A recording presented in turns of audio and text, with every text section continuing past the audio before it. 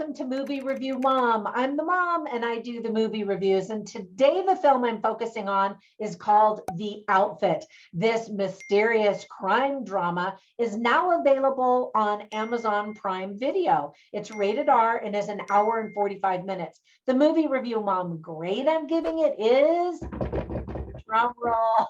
That was a pretty pathetic drum roll, a B+. I actually really enjoyed it. I'm going to give you an overview in a nutshell and then point out things I liked and didn't like, because some people won't enjoy this, and I'll explain why. And then I'll give you tips for parents, themes worth talking about, funny lines, interesting lines, and recommendations for other films that are sort of similar that I think you'll also enjoy. Okay, ready? Let's dive in. Leonard, who's played by Mark Rylance, a master English tailor who's ended up in Chicago from England, operates a corner tailor shop with his assistant, played by the lovely Zoe Deutsch, where he makes beautiful suits. Unfortunately, the only people who can afford them are vicious gangsters. So one night, two killers, played by Dylan O'Brien and Johnny Flynn, knock on his door in the middle of the night and need a favor. And Leonard is thrust onto the board in a deadly game of deception and murder. The crime thriller was written and directed by Graham Moore, with some writing help from Jonathan McLean. Graham Moore actually won his first Oscar for writing his screenplay for the movie The Imitation Game back in 2014. I highly recommend that movie too, by the way.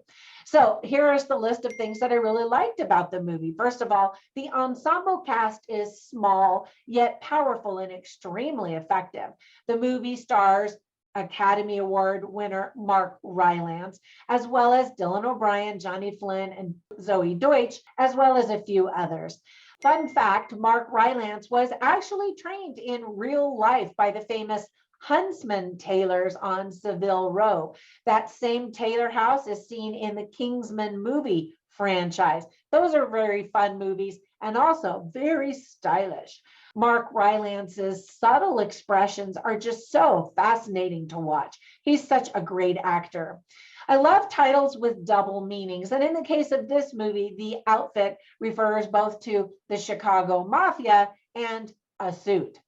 The movie feels like a stage play, and this is a unique element of this movie. My husband and I wondered if the movie had been adapted from an old stage play, because it definitely had that look and feel. We were surprised to learn that it wasn't. It's an original screenplay.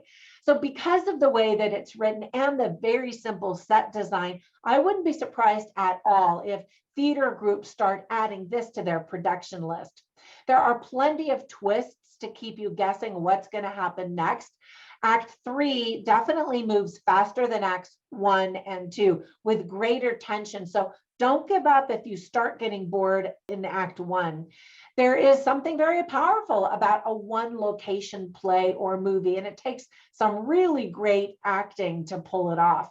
Now, with all that praise, there were some things that I didn't like or thought could have been done better. First of all, so many F-bombs. Seriously, I don't think Dylan O'Brien had a single line without one.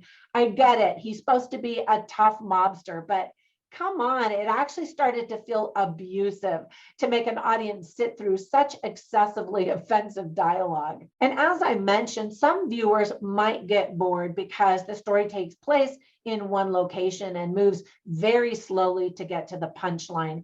And some people may say, you know, that was a long time to get to this punchline, which isn't that satisfying of a punchline, while others may go, oh, that was brilliant.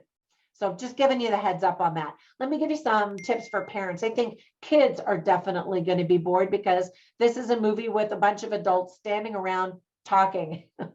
There's lots of profanity, as I mentioned, a zillion F-bombs. So there's bloody violence. We see a dead body and mobsters are involved. So the content also isn't really appropriate for children. Some of the themes that are illustrated very well are loyalty, crime, mafia or mobsters, power, friendship, betrayal, second chances, and family.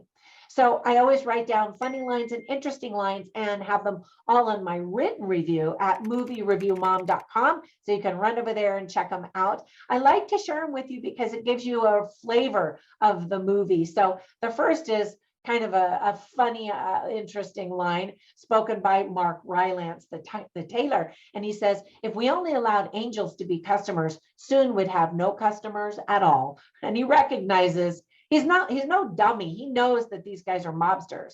And he's very discreet about that, which is why they continue to use him. Another quote is also spoken by Mark Rylance, and he says, it's at the finishings that you must come to terms with the idea that perfection is a necessary goal, precisely because it is unattainable. If you don't aim for perfection, you cannot make anything great. And yet, true perfection is impossible. Anyway, I thought that was really interesting. And you definitely see he takes extreme pride in his work.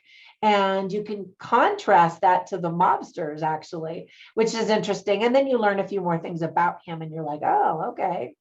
So there are some movies that instantly came to my mind as I was watching this film that I wanted to recommend. One is A Streetcar Named Desire. Now that actually is a stage play, but you might have never seen it. And I think probably because this one felt like a stage play and because of some of the content, I thought of this movie. It's a classic. You definitely should add that to your watch list. And then another one is called 12 Angry Men. Now that's an old one from 1957, but it's really well done. It's like a one-site location as well. And just the incredible acting and the mystery and the character study is definitely worth a watch.